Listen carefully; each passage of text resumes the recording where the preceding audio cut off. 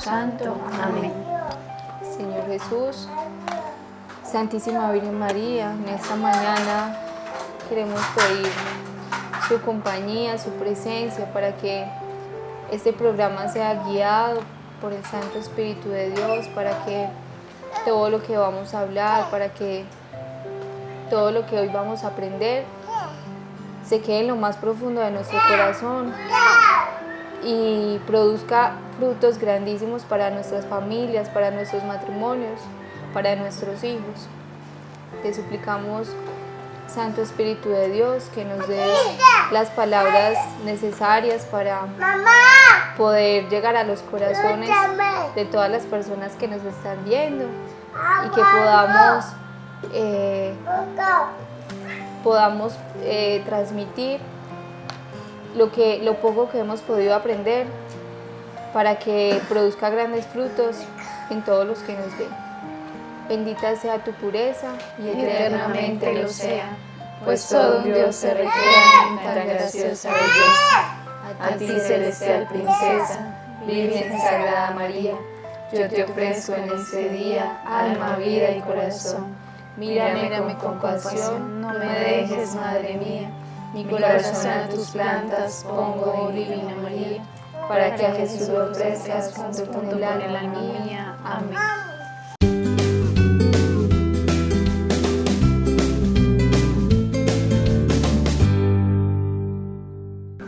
¿Quién como Dios?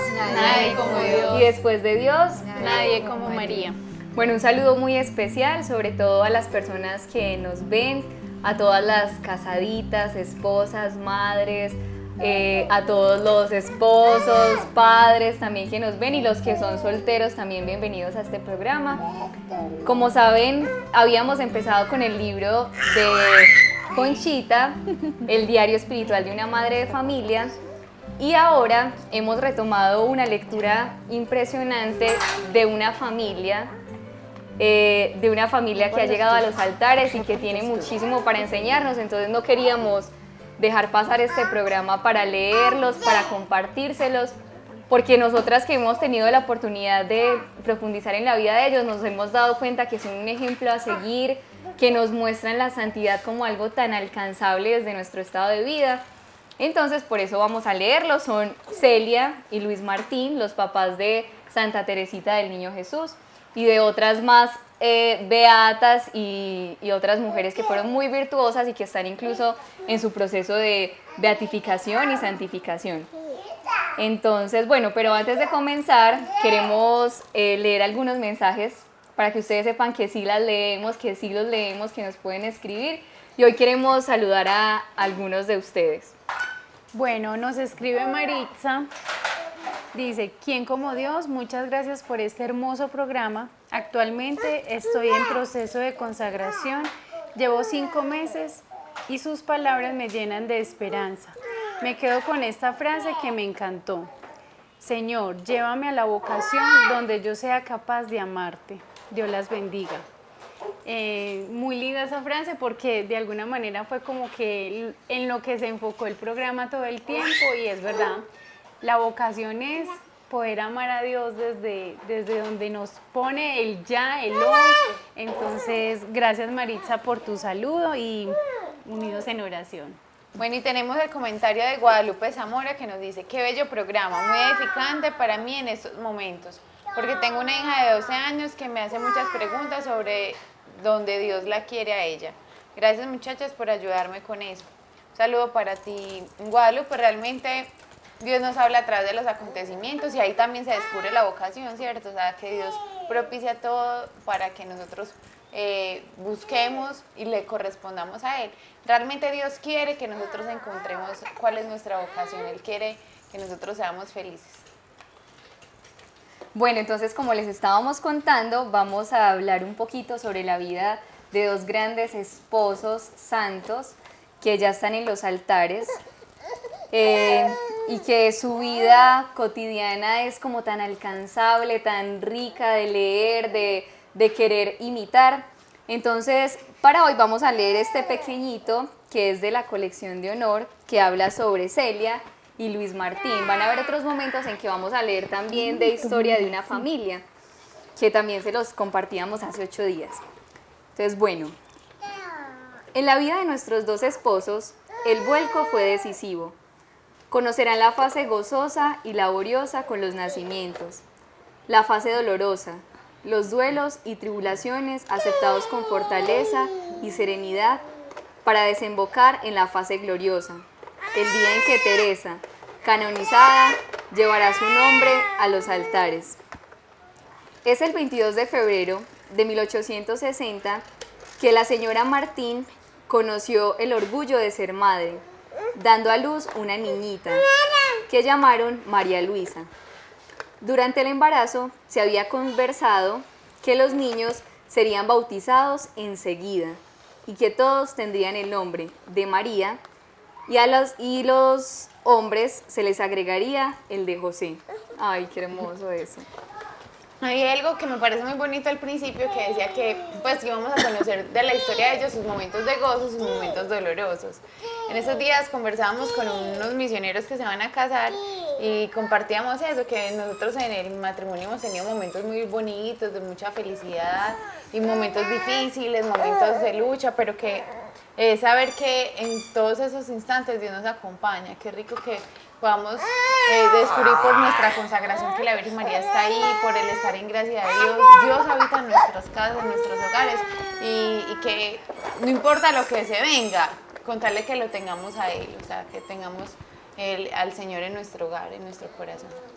Totalmente, es verdad. Yo creo que todas podemos compartir eso de nuestro matrimonio, que no siempre estamos en los gozosos, incluso uno escucha mucho en el mundo como que ¿cuántos años llevan de casados? ¿1 año? Ah, no, todavía están en los gozosos, no sé qué.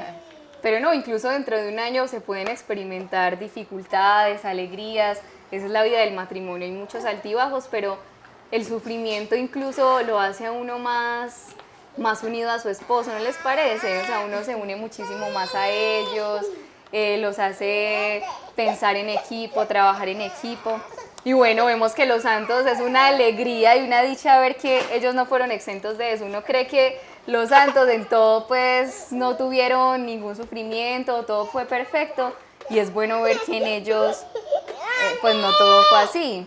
Bueno, y una de las cosas en cuanto al sacrificio, los sufrimientos, por ejemplo, en esos días que muchos, por primera vez, pues como que llevamos a nuestros hijos a estudiar, pues yo veía el sacrificio de mi esposo, bueno, él siempre va por la mañana temprano a llevarla, todos como organizando todo en pro de los hijos y eso acrecienta el amor, o sea, es como, me dice, bueno, es duro pues porque a veces es difícil uno sincronizar y mientras se acostumbra, vuelve y coge un hábito y todo, pero cuando uno ve el sacrificio, el deseo de hacer las cosas bien, de amar a sus hijos, es una alegría enorme, o sea, eso acrecienta el amor. Ya. Sí. Incluso ahí al principio habla más como del tema del sufrimiento y del gozo en cuanto a los hijos. Ella también se refiere mucho en cuanto a los hijos y es muy bonito porque realmente yo creo que cuando uno tiene un sufrimiento con un niño, con un bebé, con un hijo, el sufrimiento se comparte con el esposo y entre los dos empiezan como a mirar cuál es la manera de llevar y sobrellevar el sufrimiento, ¿cierto? Inclusive el gozo, o sea, no hay mayor alegría que un hijo, no hay mayor alegría que en familia disfrutar ambos de los niños, jugar con ellos, disfrutarlos, entonces es muy bonito porque el sufrimiento y el gozo, digamos que está presente y enmarcado en toda la vida de nosotros, ¿cierto? Y más en el matrimonio que tenemos una persona ahí que nos puede ayudar y que nos está ayudando en este camino tan bonito de sufrimiento y de gozo, que es hermoso y al final pues de cuentas la recompensa estará en el cielo. Creo que ellos han visto la recompensa ahora, todo el sufrimiento. Hace 8 días hablaban de que tenían una hija que era muy como el temperamento más fuerte, pero todo ese sufrimiento yo me imagino para uno sobrellevar esto, tener la paciencia de educar, de decirles así, haces tú así o de la otra forma, la recompensa la han encontrado ciertamente en el cielo. Así en la tierra hubieran pasado tribulaciones. Por eso siempre hemos dicho que amar es sufrir y que el amor y el sufrimiento están totalmente ligados. Por eso cuando dime cuánto sufres y te diré cuánto eres capaz de amar. De todas formas, nuestro Señor Jesucristo desde donde nos mostró su amor así enormemente desde la cruz, donando toda su sangre, dándose completamente, y eso es lo que nos muestra esta familia. Y vamos a ver durante el programa cómo sufrieron y cómo ellos insistían y seguían que querían más hijos, que querían donarse, que querían entregarse, a pesar de que tuvieron episodios muy fuertes y dolorosos. Entonces, nunca nos puede dar miedo sufrir, no nos puede dar miedo sufrir porque totalmente el amor y el sufrimiento van a estar siempre ligados. Y siempre el amor es más grande que el dolor. O sea, el amor es el que impulsa a sacrificarme. Un Es sacrificio capaz sin de- amor, eso. Exacto. Un sacrificio Abarcarlo. sin amor es una tortura. Pero el sacrificio, si está movido por el amor, ahí es donde cobra un sentido pues como mayor. Y decir que amamos cuando no sufres, cuando no tienes la resistencia y la donación de ser capaz de sufrir, es un amor acomodado que al final no viene a ser amor, sino que es un apego. Pues simplemente un estar ahí chévere porque se siente bien. No, siempre que ames vas a sufrir. Y yo creo que de ahí viene el deseo de uno sacrificarse, o sea, el deseo también de tener familias numerosas, abrirse a la vida, es decir, es un deseo de amar más, o sea, ese amor es tan grande que no se agota en un hijo, en dos hijos, sino que se quiere más. Sí. Totalmente, incluso ahora, o sea, el Señor nos enseñó que el amor se demostraba a través del sufrimiento y ahora está tan contrario a lo que Dios nos enseñó que si ustedes se dan cuenta todo es pare de sufrir, no sufra más, tal cosa como si el sufrimiento fuera algo, pues algo, Tedioso, sí, como horrible. algo horrible. Y en cambio Jesús nos enseña que entre más sufrimos más nos parecemos a Él. Entonces yo creo que ese es el sentido de ser cristianos también. O sea, Cristo nos enseñó que a través del sufrimiento se puede alcanzar mucho amor y muchísimas más cosas.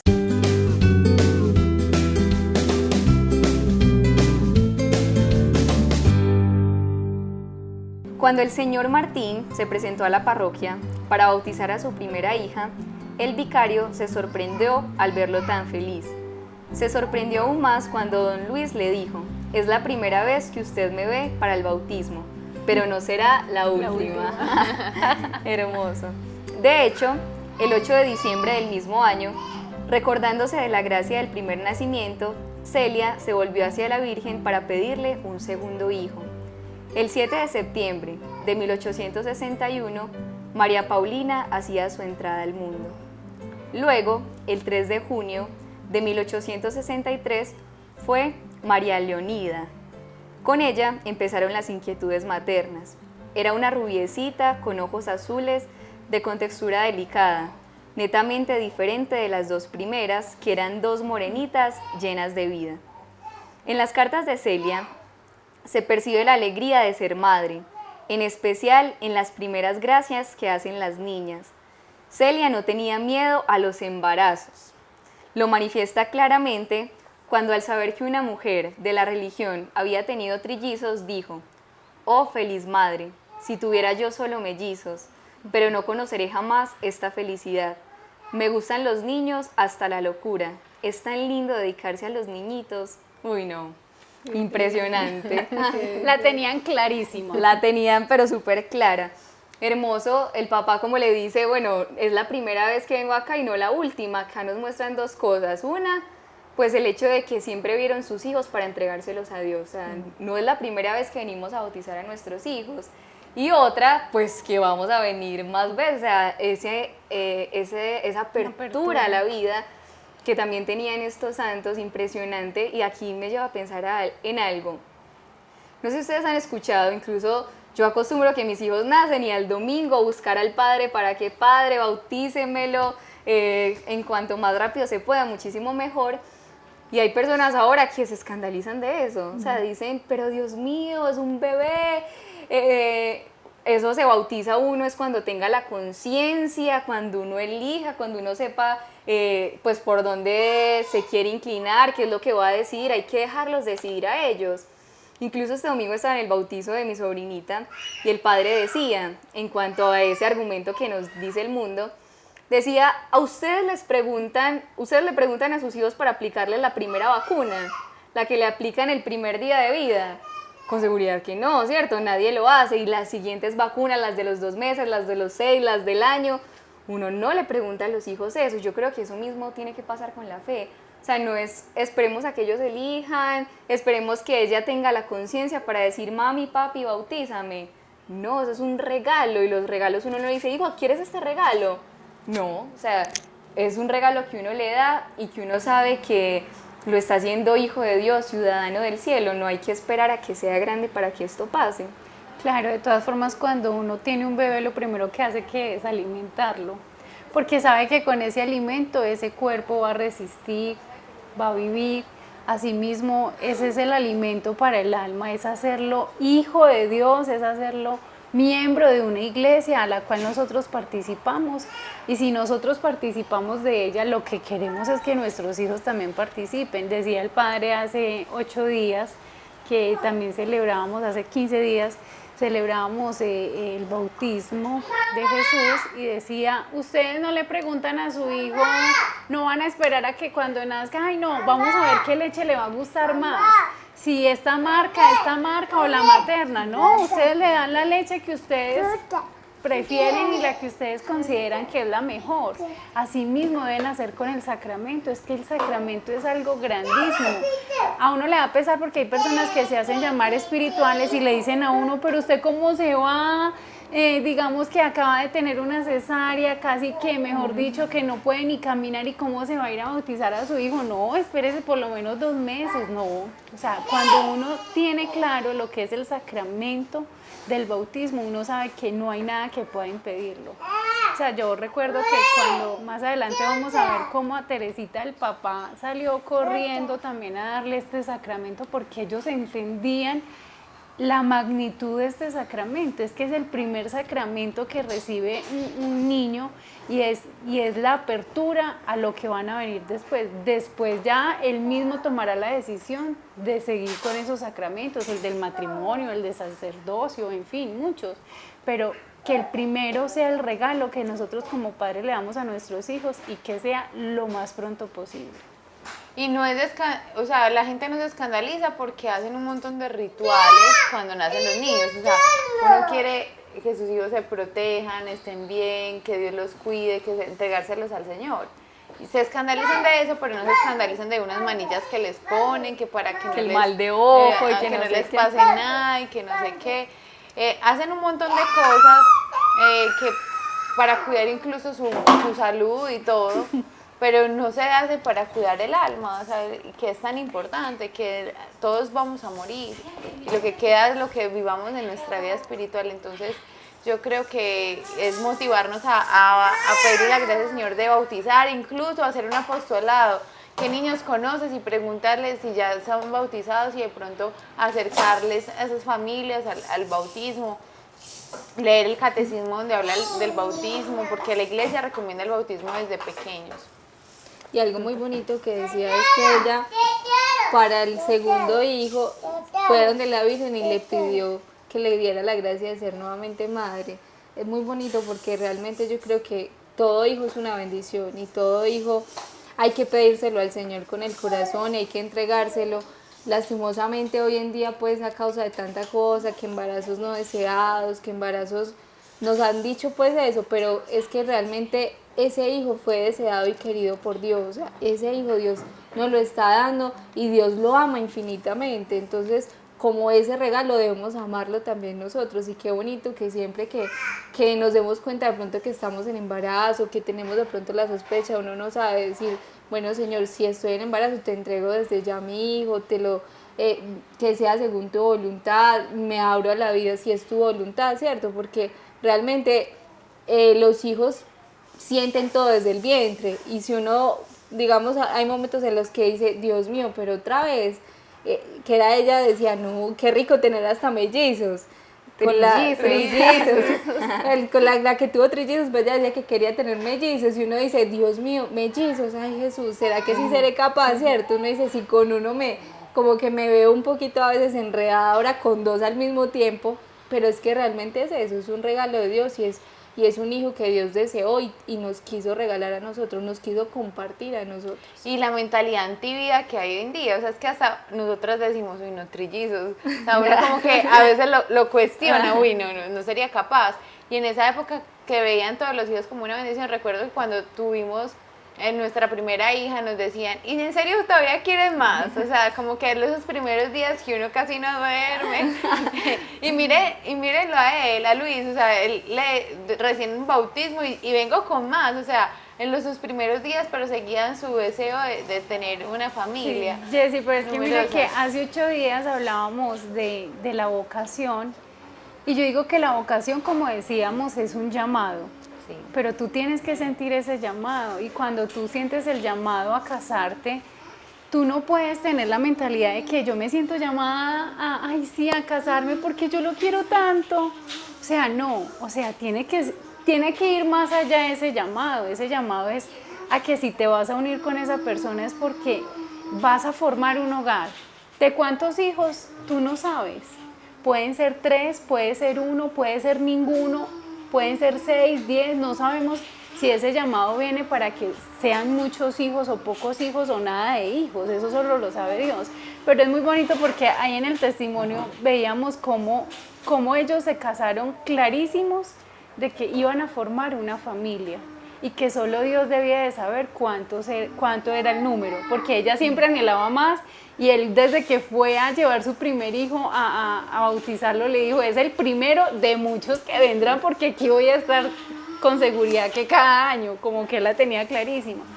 Y yo digo que uno no puede estar pensando en que, no, sí, cada año o cada, pues que yo quiera, no. Yo digo que es ver cómo este testimonio nos debería llegar al corazón, porque desde el programa pasado nos mostraban que siempre quisieron vivir la voluntad de Dios. Quisieron ser religiosos, sintieron ese llamado, pero el Señor les mostró que por ahí no era, unieron sus vidas y cómo tan bonito unir la vida, dos personas que tenían el mismo llamado y que tenían como la misma soltura en el espíritu de poder entender y poder seguir la voluntad de Dios. Entonces, muy hermoso este testimonio y yo creo que es un llamado para estos momentos donde se ha desvirtuado tanto la vocación del matrimonio, donde ahora los matrimonios se cierran tanto a esa apertura a la vida y donde se cierran en un egoísmo y en un egocentrismo. Bueno, ahora Tati, que mencionabas, me acuerdo de algo del libro Historia de una familia, cuando estabas hablando de los esposos de Martín y Celia. Bueno, vimos hace 8 días cómo cada uno quería ser religioso y ellos llegaron al matrimonio hasta con esa misma concepción. O sea, ellos pensaban que el matrimonio, ellos se unían sus vidas para seguir viviendo como religiosos. Incluso nos cuentan que vivieron 10 meses en castidad. Pero, pues hablaron con un sacerdote, que el sacerdote, o sea, Celia decía algo, ellos querían vivir como José y María, todos dos, entonces una vida como de religiosos, hablando de que la parte unitiva pues no estaba, pero Celia guardaba en su corazón un deseo muy grande de ser madre. Ya decía, yo quiero ser madre, pero yo también quiero vivir como José y María, o sea, estaba como con esa, como entre esas dos cosas, bueno, quiero ser madre, pero también quiero vivir como María, ser virgen. Y Martín también pues decía como que bueno, yo me casé, pero yo voy a vivir como San José, respetando a esta mujer al lado. Luego se encuentran con un sacerdote muy sabio que inmediatamente le dice, no, un momentico, es que el matrimonio tiene dos cosas, es la unión, es muy lindo que ustedes estén juntos, viviendo santamente, pero el matrimonio exige también algo y es la consumación, ¿cierto? O sea, también debe haber dentro de este matrimonio pues la unión, ¿cierto?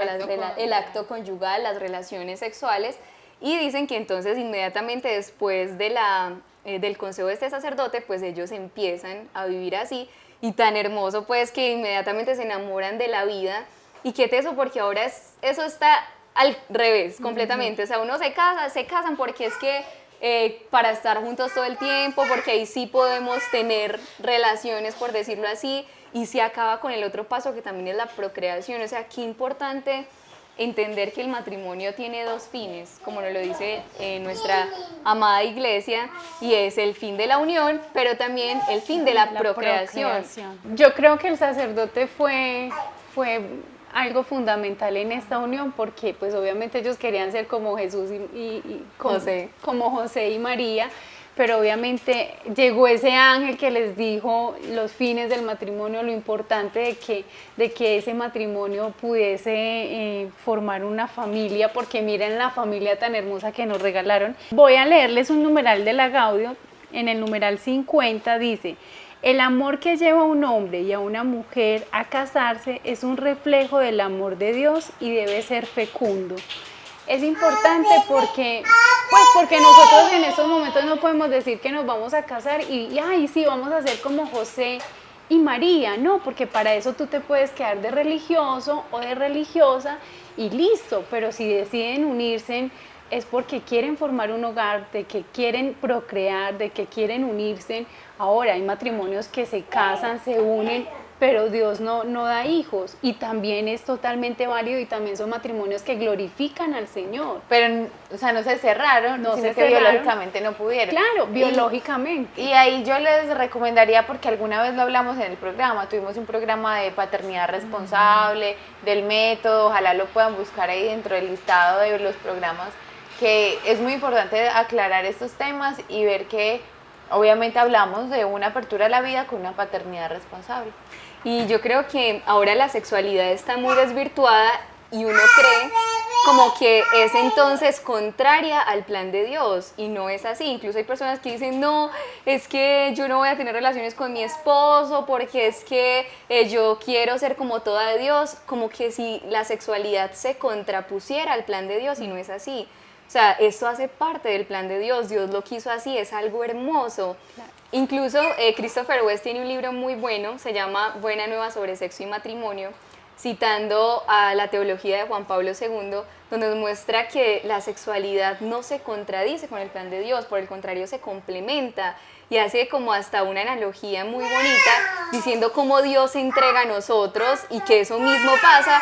El hombre se entrega a su esposa, la mujer se entrega a su esposo, y esto no es algo cochino, como lo piensan muchos, o algo horrible, o algo que... No, al contrario, eso es algo hermoso, que Dios lo dispuso así, lo quiso así, y que no es contrario a sus planes.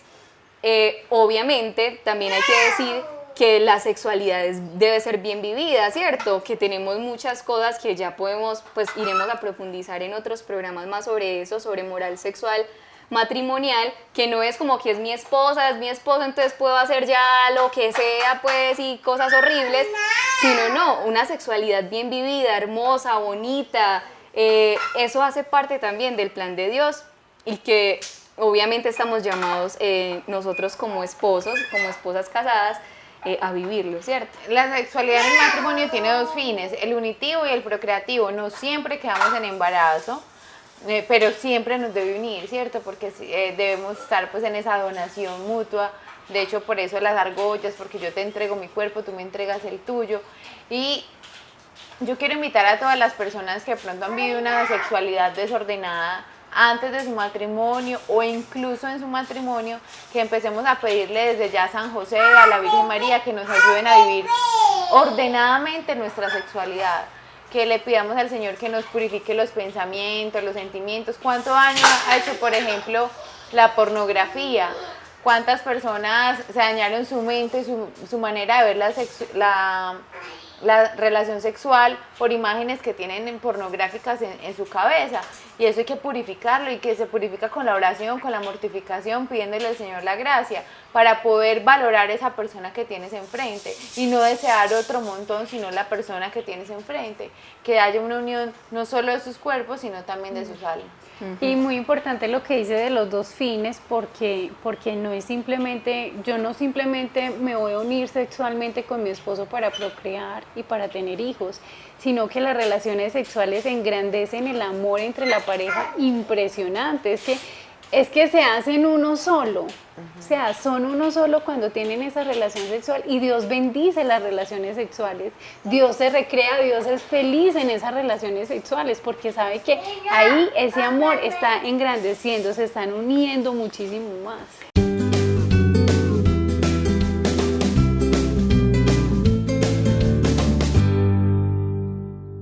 Más tarde, a una de sus hijas manifestará en una carta el amor de ella y de su marido para con sus hijas.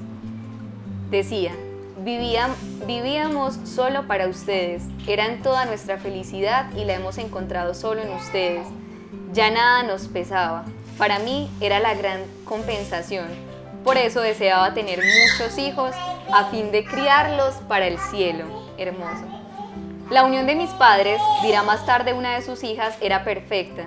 Incluso si ocurría que sobre un punto sus opiniones eran diferentes, nuestra madre tenía para con mi padre tanta admiración como cariño y lo dejaba ejercer plenamente una autoridad verdaderamente patriarcal. Mis hermanas afirmaron varias veces que su unión era sin falla y los escritos de mi madre dan testimonio de esto. Las cartas de Celia, que escribe a su marido, están llenas de afecto amoroso. Dice que no puede vivir lejos de él y las terminaba a menudo con frases como esta: fiel eco de sus sentimientos, tu esposa que te ama más que a su vida. Hermosa. Cuando nació María Elena, la cuarta, el 13 de octubre, Celia no podrá gozar de la alegría de amamantar a su hija, pues su salud empezaba a tener problemas. Luego aparecerán los primeros síntomas de la enfermedad que la llevará a la tumba. Tendrán que buscar una nodriza para que alimente a su pequeña Elena. Bueno, yo creo que hay varios aspectos importantes a resaltar ahí. Uno, que ella le dice al esposo que lo ama más que a su propia vida, y es como el amor que Jesús nos enseñó. Nadie ama más a su amigo que el que dar la vida por él, ¿cierto? Qué bonito poder decir, voy a ser capaz de decir, quisiera dar la vida por mi esposo, por mis hijos. La vida se da diariamente, cuando nosotros nos sacrificamos, nos inmolamos, cuando cumplimos nuestros deberes de Estado, y que sea como una motivación de este programa, decir, bueno, si yo en este momento no soy capaz de decir que quiero dar la vida por mi esposo porque estoy enojada con él, decir también, para que él conozca más de Dios, puedo dar la vida por él, como lo hicieron muchos santos, o sea, las personas que de pronto no tienen su esposo en un proceso de conversión. Laura Vicuña dio la vida por la conversión de su mamá. Entonces, que ese amor de Cristo te lleve a dar la vida por esa alma que tienes a tu lado. Eso sería pues como un primer punto que yo quisiera pues como resaltar. Otro me parece muy hermoso, es el tema de que ella siempre quería como amamantar, como en esa época pues imagino que las leches no eran tan asequibles como ahora las leches de fórmula. Y que imagínense el desespero de ese papá, que su esposa no puede amamantar y no hay forma de comprar un tarro de leche porque no están así asequibles, entonces buscando quién le pudiese amamantar a su hijo. O sea, ese sufrimiento que muchas mujeres tienen porque no pueden amamantar a sus hijos, también verlo ahí como reflejado en lo que ellos vivieron. Bueno, increíble esa apertura a la vida, y no solamente apertura a la vida, sino el hecho, lo decía acá Celia, tener hijos, tener muchos hijos y criarlos para el cielo. Y criarlos para el cielo, eso es hermoso, y yo creo que tristemente ahora se ha perdido ese amor por la maternidad, porque dejamos de ver almas y empezamos a ver solo cuerpos. Entonces uno dice, no, es que un hijo, Dios mío, es que trasnochar, es que tal cosa, bueno, todo lo que conlleva un hijo, que es una cruz muy grande, pero cuando uno piensa en un alma, en que teniendo un hijo hago padre otra vez a Dios, en que tener un hijo me santifica. Incluso hay una cita bíblica, primera de Timoteo 2:15, si no estoy mal, que dice, la mujer se santificará solo con tener hijos. Y yo creo que uno ahora que es madre, uno se da cuenta que es que solo el hecho de ser madre, o sea, si uno se dedicara fiel a su maternidad, si uno ofreciera todo lo que la maternidad conlleva, el llevarlos en la pancita, las últimas semanas, que es que uno ya, todos los meses duran un mes, pero el último mes dura como un año. El último mes que, bueno, llevarlos en la pancita, luego el tema del parto, sea natural, sea cesárea, luego la lactancia, luego las trasnochadas, que si respiró, que si no respiró. Luego viene el tema del crecimiento, de que las pataletas, luego el tema de la adolescencia, luego el tema de que se van, luego, o sea, tener un hijo es un sufrimiento constante. Sí. Ser madre, o sea, solamente con dedicarnos bien a llevar nuestra maternidad podemos alcanzar el cielo, porque es que en la maternidad se encuentra todo el espíritu de la santidad. Luisa, y es bonito porque Celia dice de criar hijos para el cielo. Yo creo que estamos en un mundo donde no criamos hijos para el cielo, queremos criar nuestros hijos para el mundo y por eso es que hay que meterlos a natación, a fútbol, a inglés, a un montón de cosas y si tú ves ahora el cronograma de un niño, no tiene espacio para él. Una agenda apretadísima. Es una agenda súper apretada porque es que mi hijo tiene que ser el mejor deportista, mi hijo tiene que ser el mejor en música, mi hijo tiene que ser, porque él va a ser un ingeniero o va a ser un doctor y le vamos perfilando al niño una vida exitosa para el mundo, o sea, para esta tierra. Pero Celia aquí nos muestra, o sea, ella no hablaba de una crianza para acá, para pisar acá, sino que ella, sus hijas, y cuando uno lee la historia de esta familia, uno se da cuenta que tenían sus hijos y la crianza era para el cielo. O sea, por eso lo primero que les daban era el bautismo y por eso desde que tú ves cómo los criaban era fortaleciendo su voluntad, fortaleciendo sus virtudes, haciendo las personas religiosas y de bien. Entonces, qué bonito porque, pues obvio, no estoy en contra de los que tenemos a los hijos en deporte o a los que tenemos a los hijos y los formamos en cosas que son muy buenas para ellos y que los va a formar también. Pero todo esto es secundario. O sea, todo esto es una añadidura, es un medio. O sea, lo primero que una madre debe tener en cuenta y lo primero que papá y mamá deben tener en cuenta es que nuestros hijos son prestados. Porque el fin de ese hijo, de esa alma, es llevarlo al cielo. O sea, cuando nuestros hijos lleguen al cielo y que, bueno, no sabemos si van a llegar primero que nosotros, a ese niño no le van a preguntar, ¿cómo te iba en fútbol? ¿Cómo te fue en la química, en las matemáticas? No, a ese niño le van a preguntar cuánto amó y cuánto le enseñó su papá y su mamá a amar.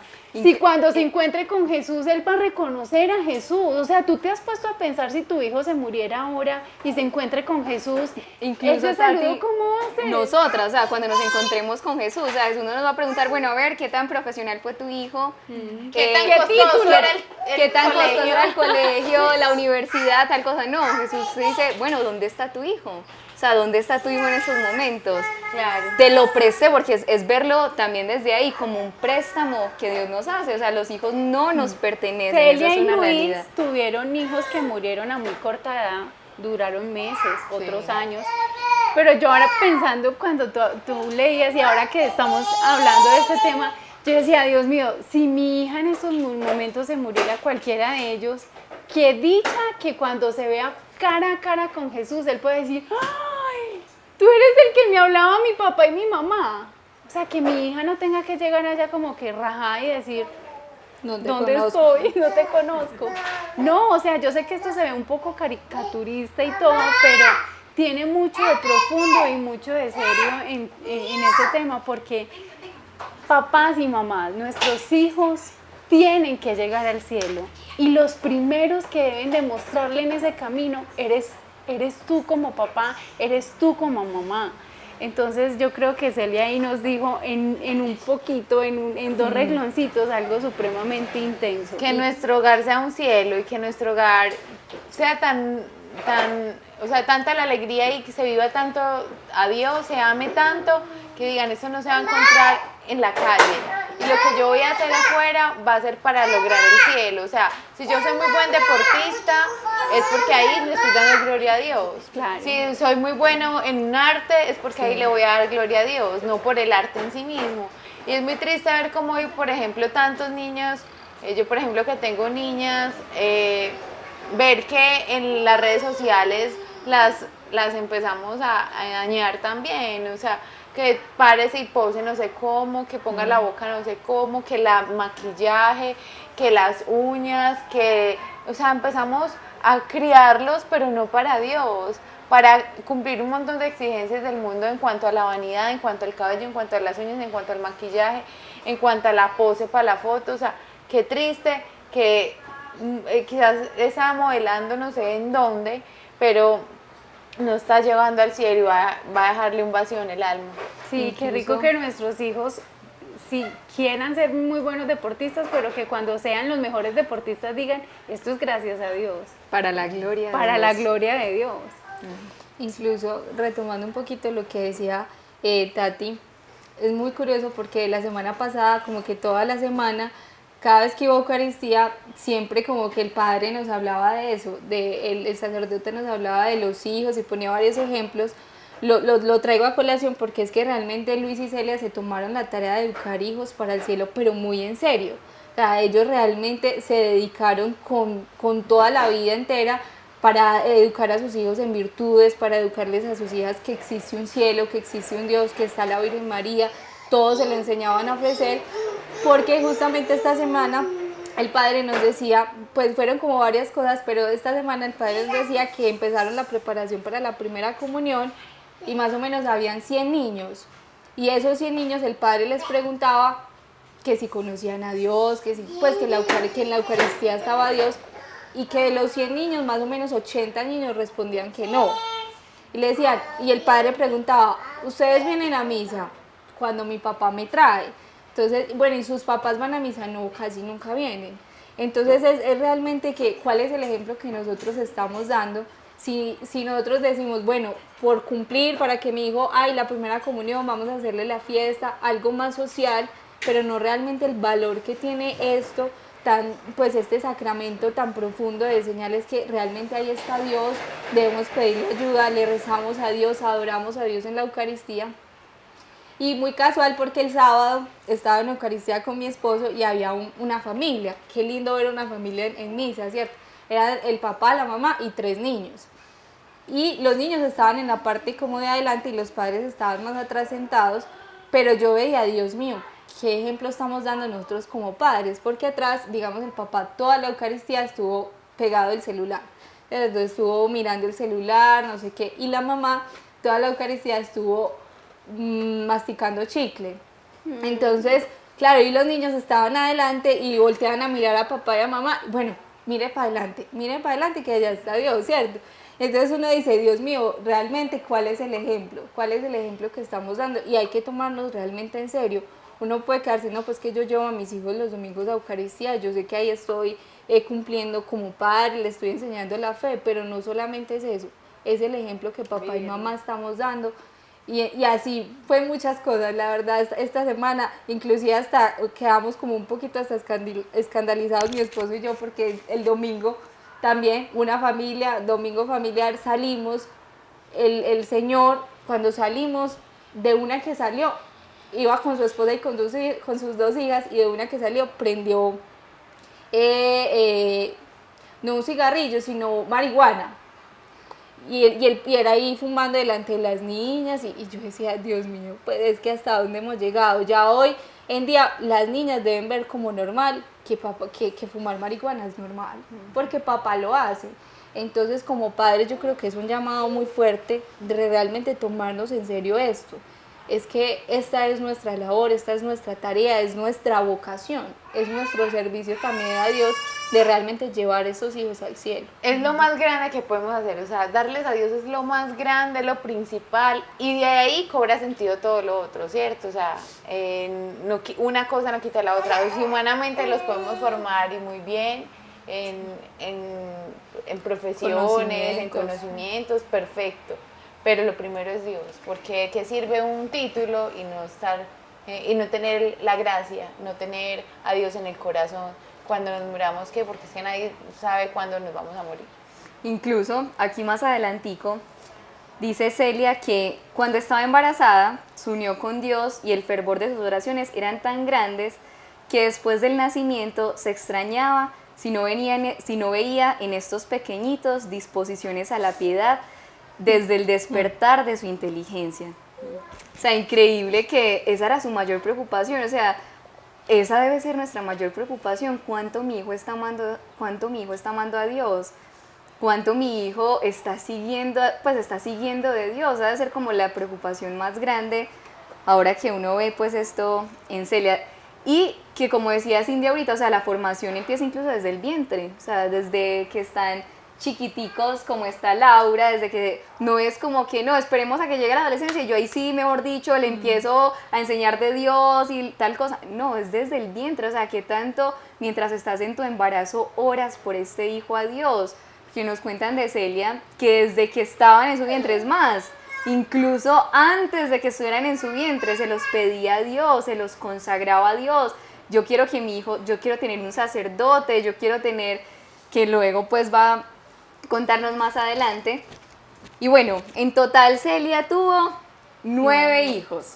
De estos 9 hijos, 4 de ellos murieron y murieron muy niños.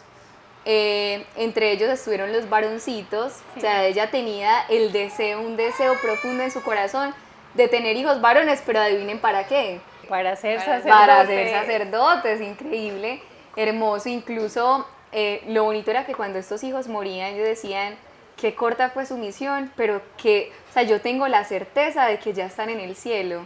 Fue la misión más corta que tuve, o sea, los otros me toca encaminarlos al cielo, pero estos con seguridad ya lo están, porque obviamente ellos corrían con el bautismo, o sea, la fe definitivamente para esta familia fue lo más importante y yo creo que es una enseñanza muy grande para nosotros como padres, que la fe es el primer legado que tenemos que dar a nuestros hijos. Y debe ser algo natural, o sea, a mí me sorprendió, por ejemplo, en estos días, mi niña tiene 2 años y medio casi, y empezó, pues la mayor, que está la menor, empezamos a hacer la coronilla de la misericordia, estábamos en el carro varias veces, y haciendo la coronilla de la misericordia, cuando que la niña quería rezar, nosotros no entendíamos, y ella decía pasión, pasión, o sea, no decía por su dolorosa pasión, sino pasión, pasión, y que ella tenía que decir y nosotros responder. Entonces, para ella ya era natural decir por su dolorosa pasión, bueno, pasión, ten misericordia de nosotros y del mundo entero, y que se vuelva algo habitual, desde el amor obviamente, pero algo habitual, algo natural, es que en esta familia se ora, si no, se vuelve una cosa horrible decir vamos a hacer bendición de los alimentos porque no es habitual, vamos a ir a la Santa Misa, entonces que sea algo habitual en nuestra casa, como comer, como dormir, como bañarse, como incluso es habitual, pero eso es lo más importante. Incluso pues eso obviamente Jessie va a estar cuando en papá y mamá Dios sea lo primero. Entonces antes de mirar qué tanto mi hijo está amando a Dios, no, pregúntate tú, ¿qué tanto estoy yo amando a Dios? ¿Cómo está mi relación con Dios? ¿Hace cuánto no me confieso? ¿Hace cuánto no rezo el rosario en familia? Preguntarnos eso, ¿qué tan cerca está mi alma y mi corazón de Dios? Para luego exigir qué tan cerca están mis hijos de Dios. Y bueno, yo creo que ya nos despedimos. Creo que esto nos queda de reflexión a todos, de unirnos más a Dios, de unir más a nuestros hijos a Dios, y como Celia y Luis, crear almas, criar hijos para el cielo. Que Dios las bendiga y la gracia de Dios esté con todos.